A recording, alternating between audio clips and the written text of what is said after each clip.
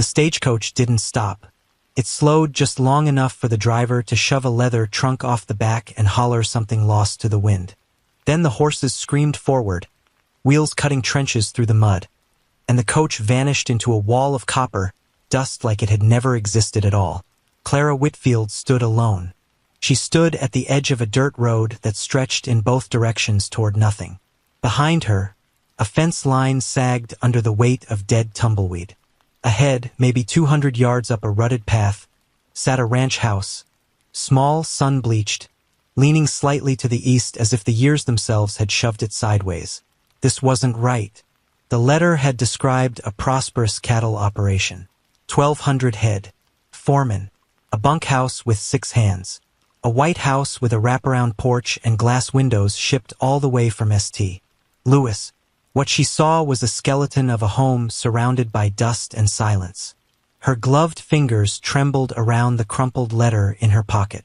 She pulled it out and read the name again. Mr. V. Kane. Kane Ranch. Burial Flats, Wyoming Territory. She looked up at the wooden sign nailed crooked above the gate. It didn't say Kane Ranch. It said Hearthstone.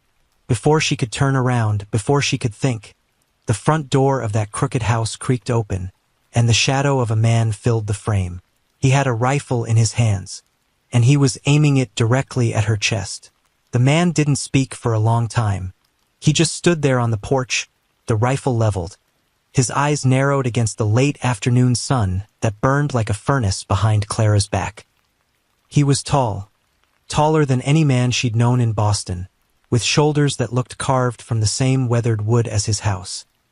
His jaw was sharp beneath a week's worth of stubble, and a scar, pale and jagged, ran from his left temple down to the corner of his mouth. He looked like a man who had stopped expecting anything good to come up that road a long time ago. "You lost." His voice was low, not threatening exactly, but not welcoming either. Clara swallowed hard. Her mouth was full of dust.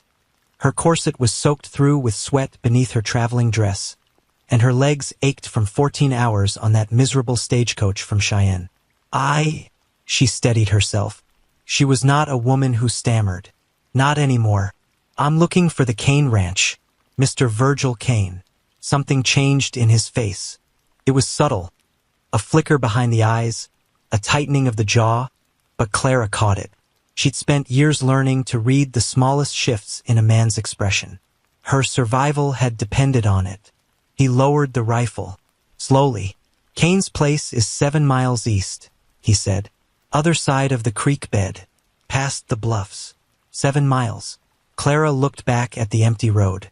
The stagecoach was long gone. The sun was dropping toward the mountains, painting the sky in shades of blood and amber. She had no horse, no wagon, and the trunk at her feet weighed more than she did.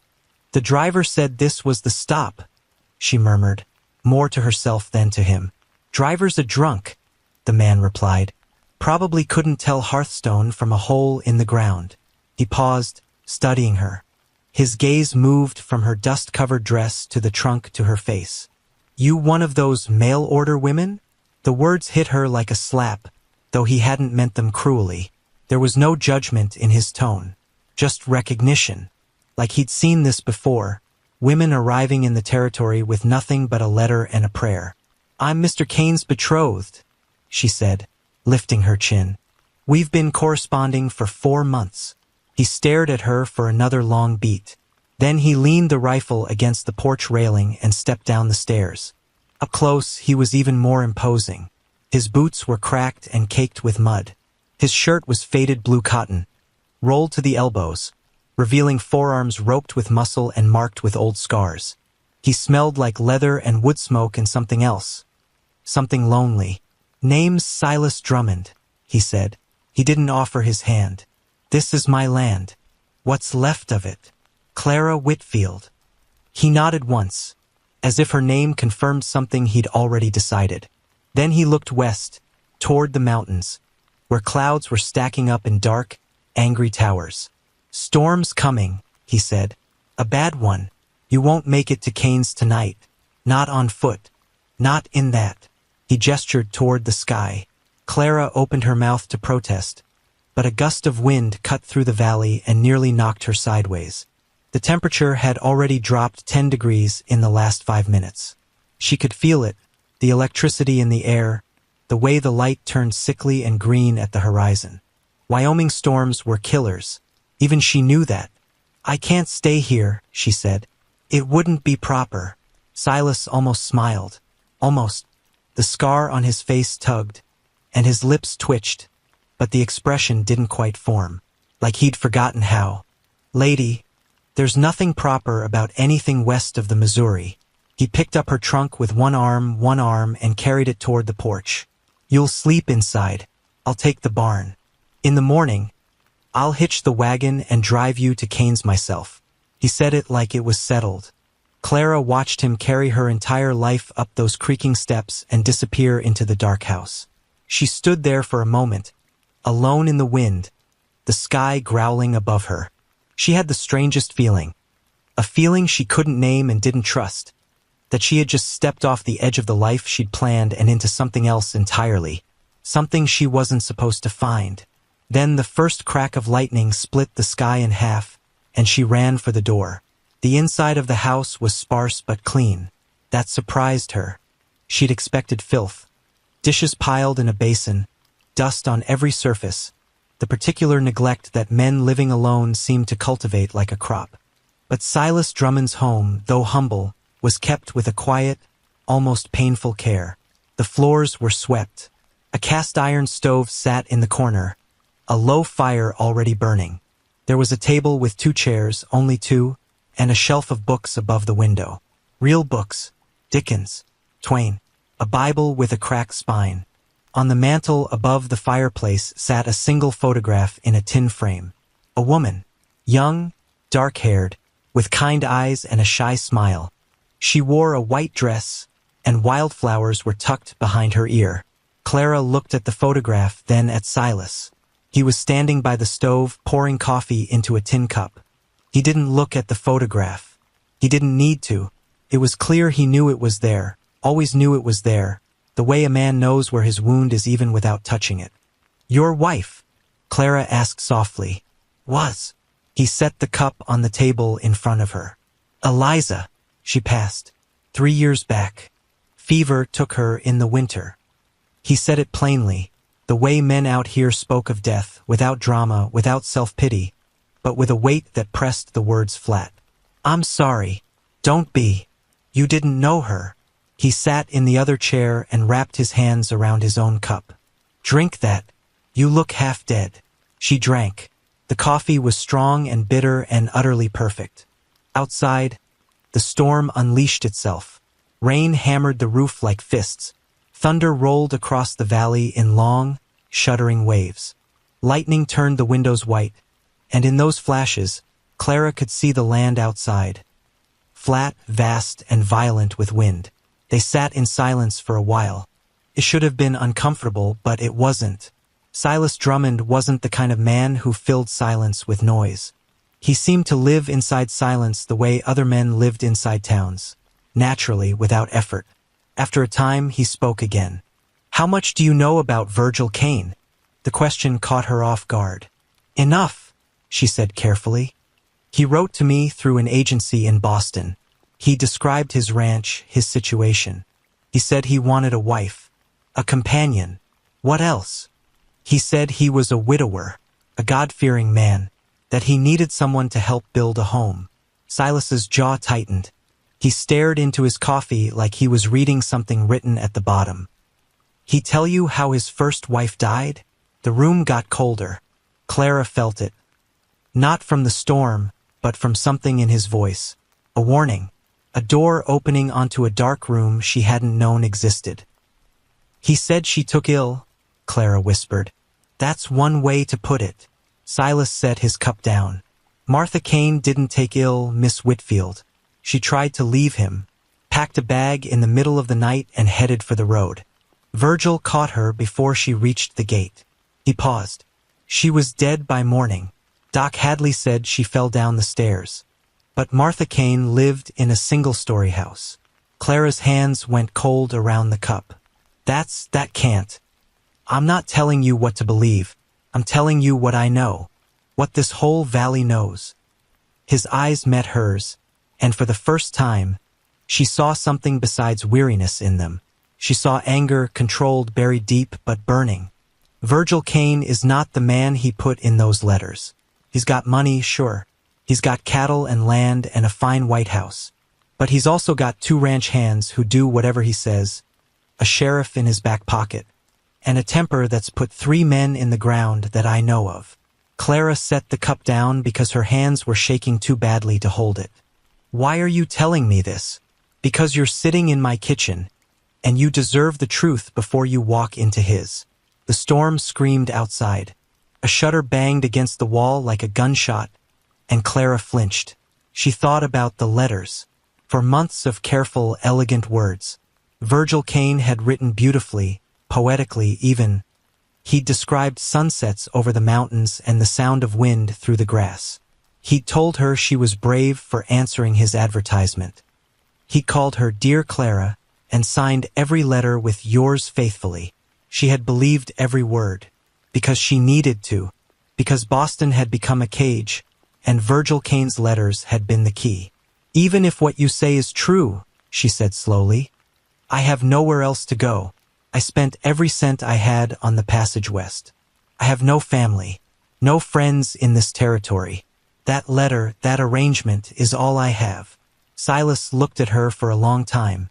The firelight moved across his scarred face, softening it, making him look younger and sadder than he probably was. Then stay here, he said. The words landed between them like a stone dropped into still water. Excuse me, I'm not proposing anything improper, he said quickly, and for the first time, color rose in his cheeks. I mean stay, work the ranch. I need the help. God knows I need the help. Old Pete, my hand, he's 67 years old and half blind. The cattle are down to 40 head. The fences are falling. I can pay you room and board until you figure out your next step. Clara stared at him. You don't know me, she said. No, he agreed, but I know Virgil Kane, and I won't drive a woman to his door knowing what I know. He stood, took both cups to the basin, and washed them with the care of a man who had no one else to wash them for. The bedroom's through that door, he said, nodding toward the back of the house. Sheets are clean. Lock it if you want. I'll be in the barn. He pulled on a duster coat, grabbed the rifle, and walked out into the storm without looking back. Clara sat alone in the quiet kitchen, the fire crackling, the rain roaring, and the photograph of the dead woman watching her from the mantel. She realized, with a strange and terrifying certainty, that she didn't want to go to Virgil Kane's ranch. She didn't want to go at all. Morning came with a sky washed clean and pale, the kind of blue that only existed after violence, after the storm had spent itself and drifted east, leaving behind a world that looked new-made and trembling. Clara stepped onto the porch and breathed. The land around Hearthstone was not beautiful in the way Boston was beautiful. Not manicured, not ordered, not tamed. It was beautiful the way a scar is beautiful. It was honest. Red rock bluffs rose to the north, striated with layers of ancient stone. To the south, the valley opened into rolling grassland where a thin herd of cattle grazed near a creek that was swollen and muddy from the rain. The mountains to the west were capped with snow, even now in late spring, and they stood against the sky like sentinels watching over something sacred and forgotten. Silas was already working. She saw him near the barn, shirtless, swinging a hammer against a fence post. His back was a map of labor, muscle and bone moving under sun-browned skin, more scars visible now, some long and deliberate, others ragged.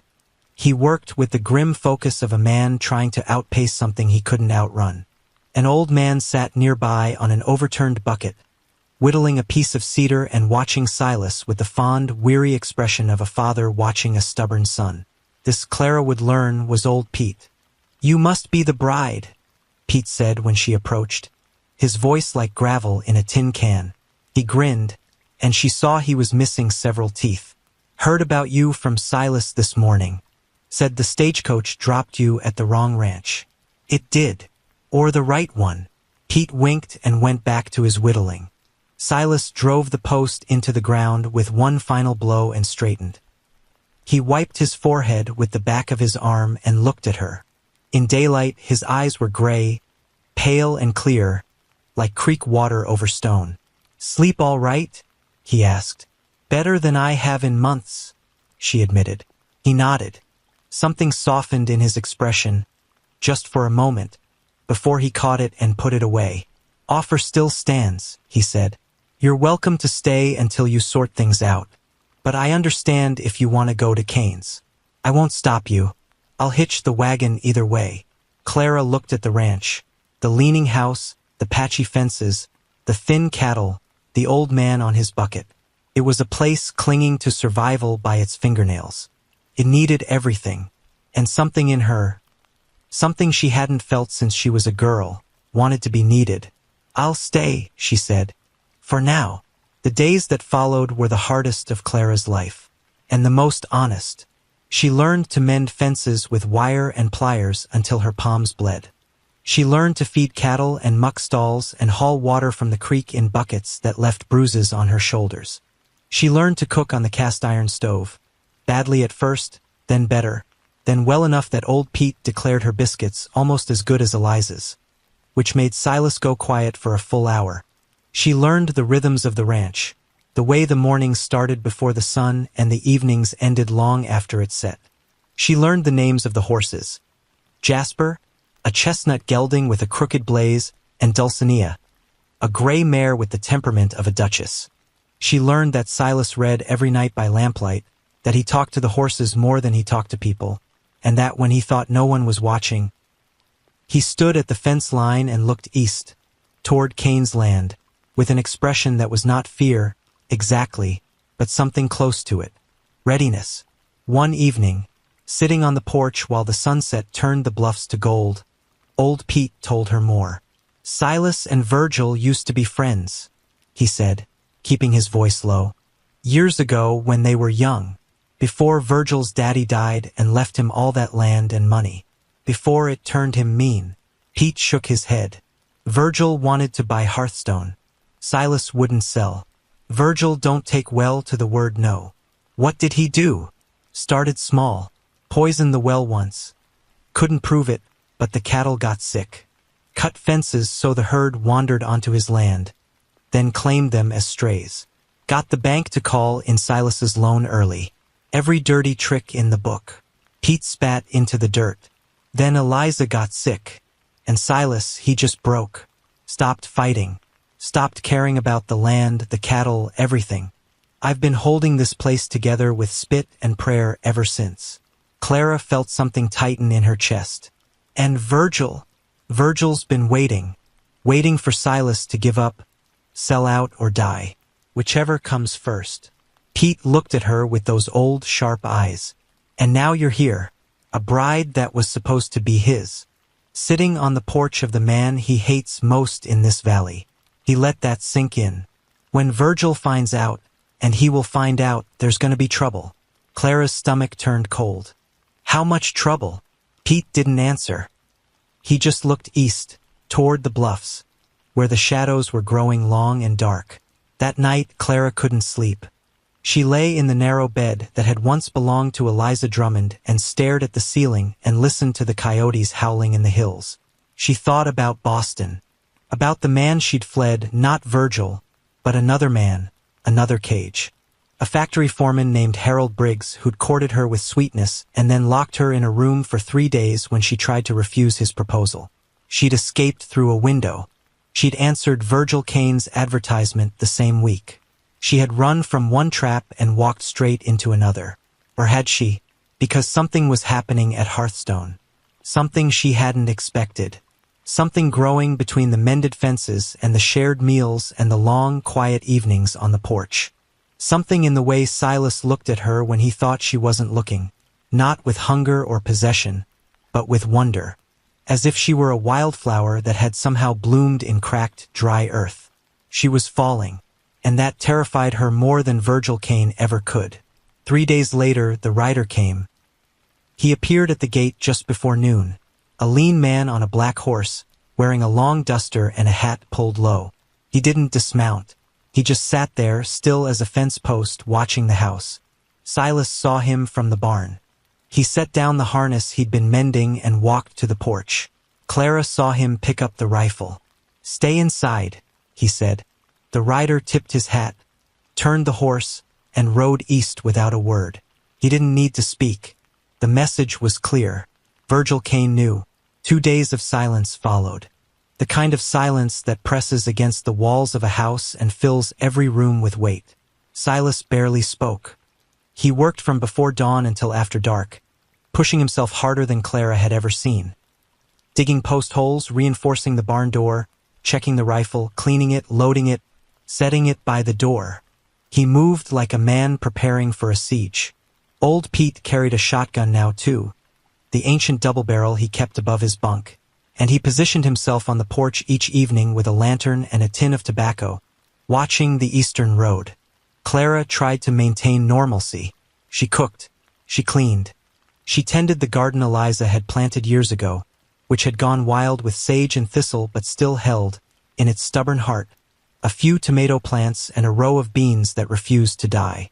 But her hands shook when she worked, and her eyes kept drifting east. On the third morning, the letter arrived. It was nailed to the gatepost. No envelope, just a single sheet of paper, written in a hand that was elegant and precise, the same hand that had written to her for 4 months. "Miss Whitfield, you belong to me by contract and by law. I have paid your passage. I have prepared my home for your arrival.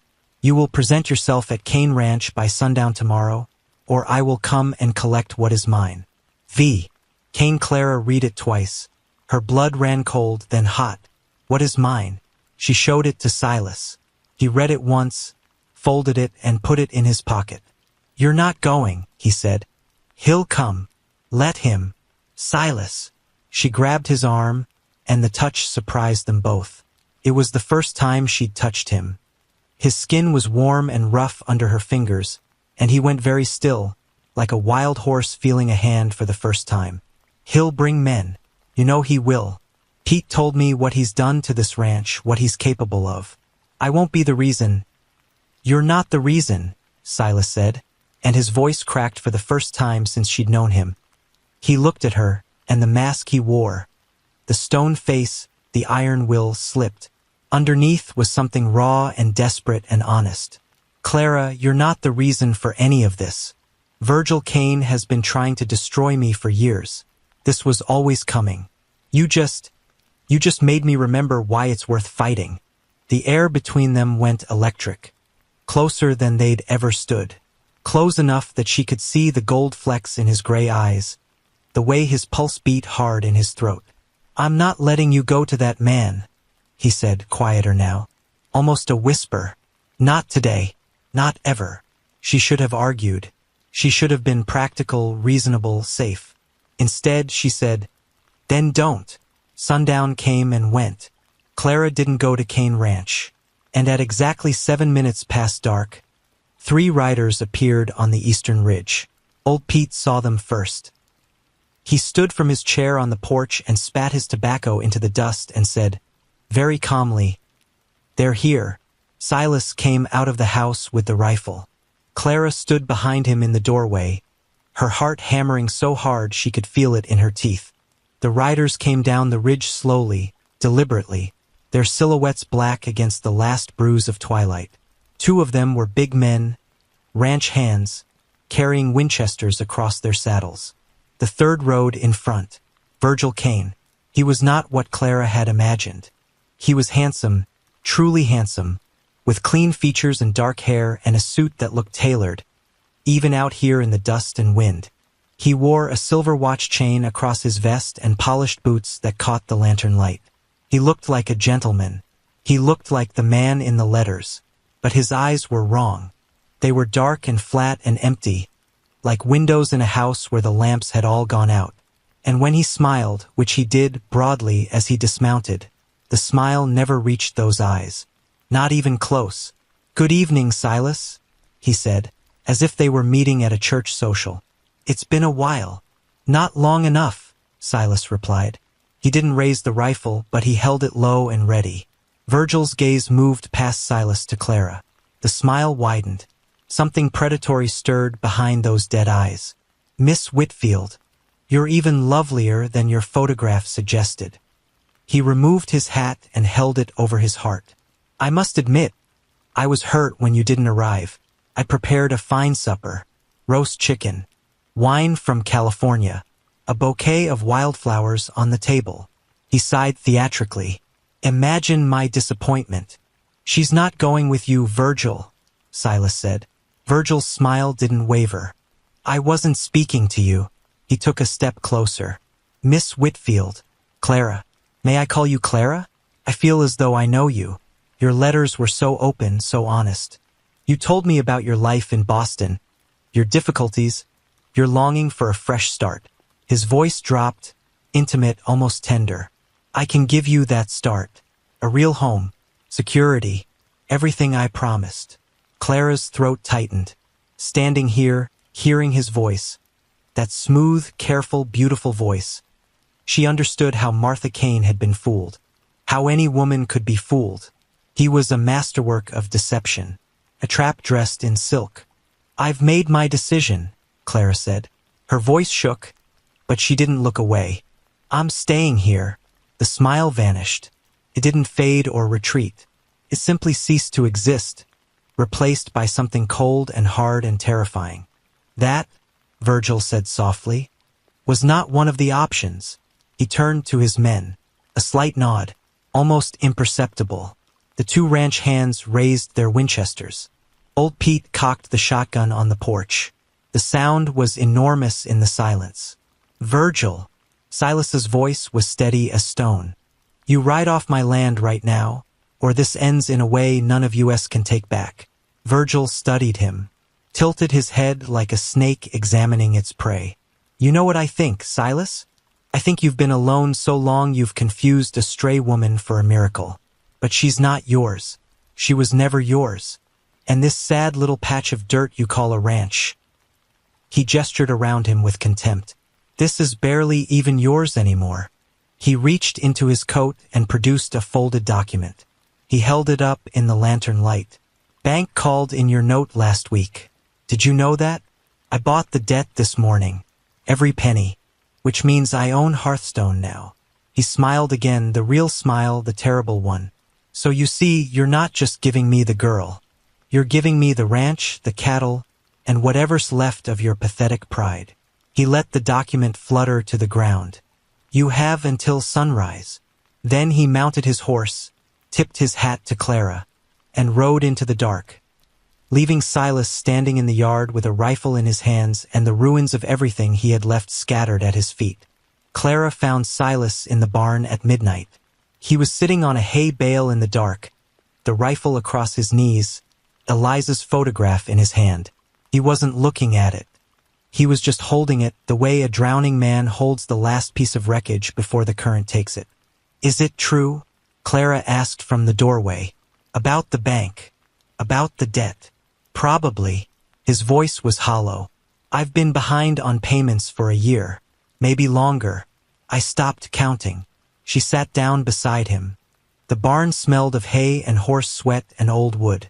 Jasper snorted softly in his stall. Dulcinea stamped a hoof. Then we leave, Clara said. Tonight. Both of us.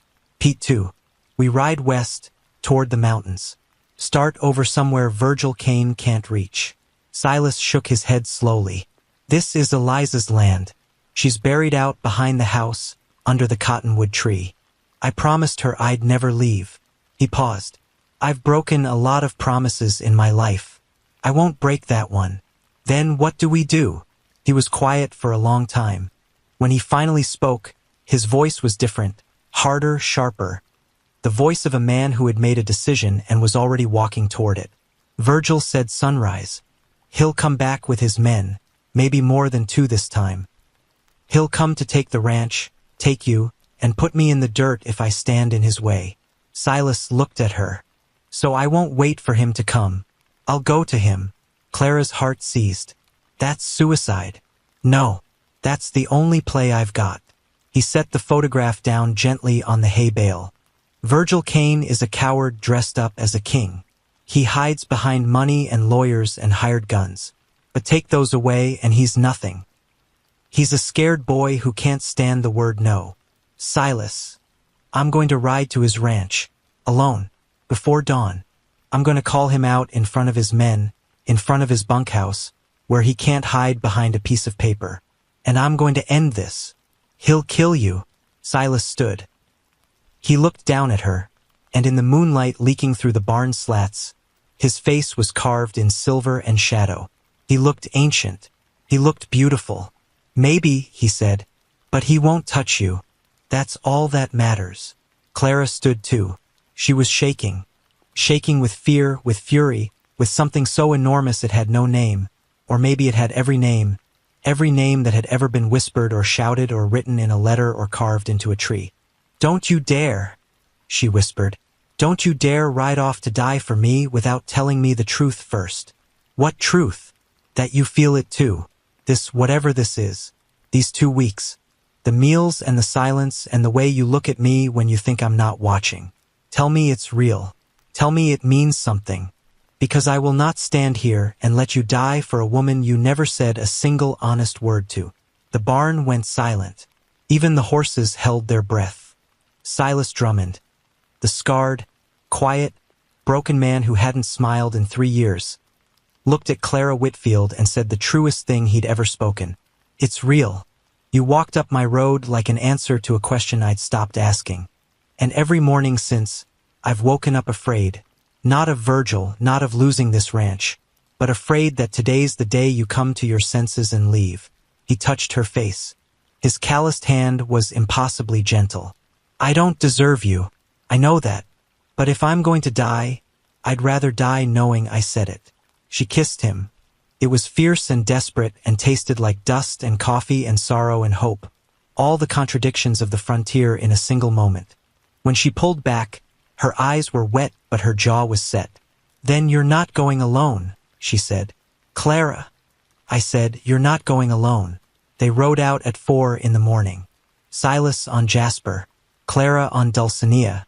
Old Pete stayed behind with the shotgun and a promise to ride for the marshal in Broken Creek. A real lawman, not the puppet Virgil kept in burial flats, if they weren't back by noon. The land was dark and vast and cold.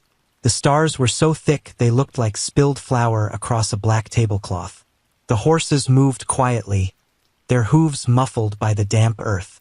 Neither Silas nor Clara spoke. There was nothing left to say. Everything that mattered had been said in the barn. They reached Cane Ranch just as the eastern sky began to pale. It was everything the letters had promised. A white house with a wraparound porch, glass windows, a large barn, corrals full of cattle, a bunkhouse with smoke curling from its chimney. It was prosperous and handsome, and it looked, from the outside, like a dream. But Clara knew what dreams could hide. Silas dismounted at the gate. He tied Jasper to the post and took the rifle. Stay with the horses, he said. If this goes wrong, it won't. He almost smiled. That scar tugged at his lip, and this time, the expression almost formed. Then he walked through the gate and into Virgil Kane's yard and shouted his name. The word rang across the ranch like a bell. Kane! Silence. Then doors opened. Ranch hands emerged from the bunkhouse. 4 of them now, not 2, bleary-eyed and armed. They fanned out across the yard, rifles ready. The front door of the White House opened last. Virgil Kane stepped onto his wraparound porch in a pressed white shirt and suspenders, a Colt revolver holstered at his hip. He looked like he'd been expecting this. He looked like he'd been hoping for it. Well, Virgil said, descending the steps, you saved me the ride. I want you to hear this, Virgil, in front of your men, in front of God and this whole valley. Silas's voice carried in the dawn air like cannon fire. You bought my debt. Fine. You can have the paper. But Clara Whitfield is a free woman who made a free choice, and you will not touch her. Not now. Not ever. Virgil laughed. It was a small, cruel sound. You rode 7 miles to tell me that? You could have written a letter. I'm not finished. Silas took a step forward. I know what you did to Martha. I know what you do to anyone who stands in your way. But I'm standing in your way now, Virgil, and I'm not moving." Virgil's face went cold. The laughter died. His hand drifted toward the Colt. "You should have sold when you had the chance, Silas. You should have taken the money and disappeared." His fingers wrapped around the grip. "Now you'll just disappear." He drew, and Silas was faster. Not faster like a gunfighter in a dime novel. Faster the way a man is fast when he has something to live for. Something that just kissed him in a barn and called him back from the dead. The rifle shot cracked the morning open like an egg. Virgil Kane spun sideways, the Colt flying from his hand, a red bloom spreading across his right shoulder. He hit the ground hard, clutching the wound, screaming. Not in pain but in rage, in disbelief, in the fury of a man who had never been denied anything in his life. The ranch hands raised their Winchesters, and then a voice, old, sharp, and absolutely furious, rang out from behind the gate. "Drop those weapons. All of you, right now." Clara turned. Behind her, riding hard up the road in a cloud of dust, came 6 men on horseback. At their head was a lean, silver-haired man with a tin star on his chest the size of a biscuit. The marshal from Broken Creek. Old Pete, it turned out, hadn't waited until noon. He'd ridden out the moment they left. He'd ridden like the devil himself was chasing him, and he'd brought the law, the real law, straight to Virgil Kane's door. The ranch hands looked at the marshal. They looked at the armed deputies. They looked at Virgil Kane bleeding in the dirt. And one by one they set their rifles down. The days after the showdown moved slowly, the way days do when the world is rearranging itself. Marshal Tom Redfield had been looking for a reason to ride into Burial Flats for a long time. Virgil Kane's influence had kept the territory's real lawmen at arm's length for years.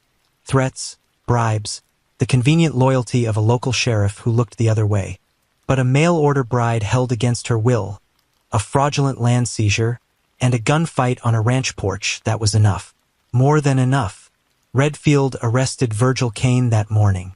The shoulder wound was treated by a doctor in town, and then Virgil was put in chains and loaded into a wagon headed for the territorial courthouse in Cheyenne. His ranch hands were questioned. 2 of them talked about Martha Kane, about the poisoned well, about the cut fences, about the threats and the violence and the years of cruelty that had festered beneath the white paint and glass windows of that handsome house.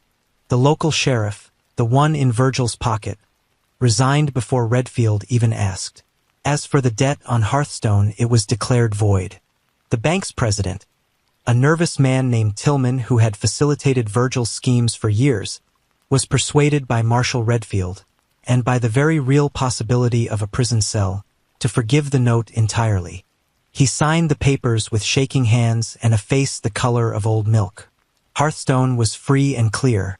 Silas received the news standing on his porch, Clara beside him, old Pete sitting on his bucket with a grin so wide it showed every gap in his teeth. "Well," Pete said. "I'll be damned." "Watch your mouth," Clara said. But she was smiling too. Spring deepened into summer. The valley turned green. Not lush, never lush, but alive. The creek ran clear again, and the cattle grazed on grass that grew thick along its banks. Silas hired 2 new hands, young men from town who needed work and didn't mind the isolation of Hearthstone. The ranch began to breathe again. Clara discovered she had a talent for the land that surprised even her. She expanded the garden beyond Eliza's original rows, planting squash and peppers and sunflowers that grew tall enough to brush the windowsills. She learned to ride.